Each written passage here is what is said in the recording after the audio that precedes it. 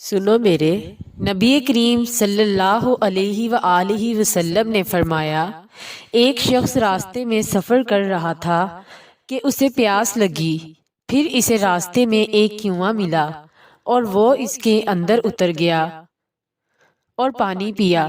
جب باہر آیا تو اس کی نظر ایک کتے پر پڑی جو ہانپ رہا تھا اور پیاس کی سختی سے کیچڑ چاٹ رہا تھا۔ اس شخص نے سوچا کہ اس وقت یہ کتا بھی پیاس کی اتنی ہی شدت میں مبتلا ہے جس میں تھا، چنانچہ وہ پھر کنویں میں اترا اور اپنے جوتے میں پانی بھر کر اس نے کتے کو پلایا۔ اللہ تعالیٰ کے ہاں اس کا یہ عمل مقبول ہوا اور اس کی مغفرت کر دی گئی۔ صحابہ نے پوچھا، یا رسول اللہ، کیا جانوروں کے سلسلے میں بھی ہمیں اجر ملتا ہے؟ تو آپ صلی اللہ علیہ وآلہ وسلم نے فرمایا کہ ہاں، ہر جاندار مخلوق کے سلسلے میں اجر ملتا ہے۔